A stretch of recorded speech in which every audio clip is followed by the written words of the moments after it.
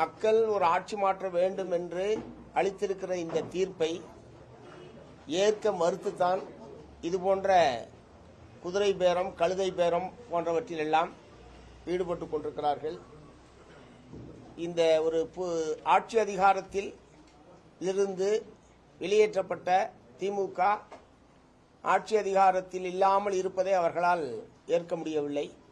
ஆகவே எப்படியாவது இந்த ஆட்சியை கவிழ்க்க வேண்டும், தாங்கள் எப்படியாவது மீண்டும் ஆட்சிக்கு வர வேண்டும் என்கிற முறையில் தான் இத்தகைய முயற்சிகள் நடைபெற்றிருப்பதாக தெரிகிறது.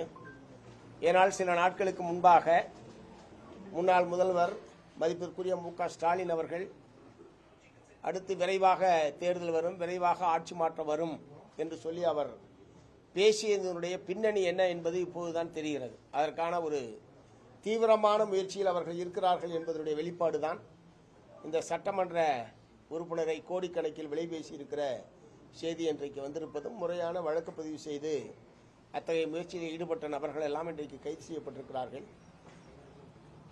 சட்டமன்ற உறுப்பினர்கள் தானாக விரும்பி ஒரு கட்சியில் சேருவது, இன்னொரு கட்சியில் மாறுவது என்பதெல்லாம் தமிழ்நாட்டில் சகஜமான விஷயம்.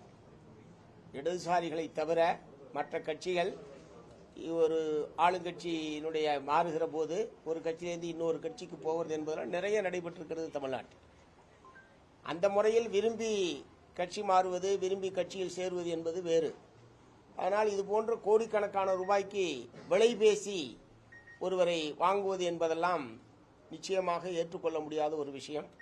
ஆகவே அதில் யார் சம்பந்தப்பட்டிருந்தாலும் அவர்கள் மீது முறையாக வழக்கு பதிவு செய்து சட்டப்படியான தண்டனையை பெற்றுத் தருவதற்குரிய நடவடிக்கையை தமிழ்நாடு அரசாங்கம் மேற்கொள்ள வேண்டும் என்பதை நான் மார்க்சிஸ்ட் கம்யூனிஸ்ட் கட்சியின் சார்பில் வற்புறுத்த விரும்புகிறேன்.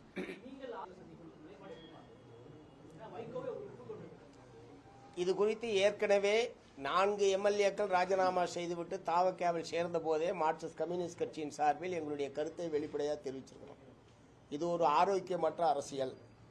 இது போன்ற நடவடிக்கைகளை ஊக்குவிக்க கூடாது என்பதை பகிரங்கமாக வெளிப்படுத்தியது மட்டுமல்ல, தாவேகா தலைமையிடமும் அத்தகைய கருத்துக்களை நாங்கள் ஏற்கனவே தெரிவித்திருக்கிறோம். அப்போது எங்களிடம் அவர்கள் சொன்ன விளக்கம் என்பது, அவர்கள் தானாக முன்வந்து ராஜினாமா செய்துவிட்டு வருகிறார்கள், அவர்கள் தானாக முன்வந்து ராஜினாமா செய்வதை நாங்கள் எப்படி அதை தடுக்க முடியும் என்கிற முறையில் அவர்கள் தரப்பிலிருந்து விளக்கம் சொல்லப்பட்டது.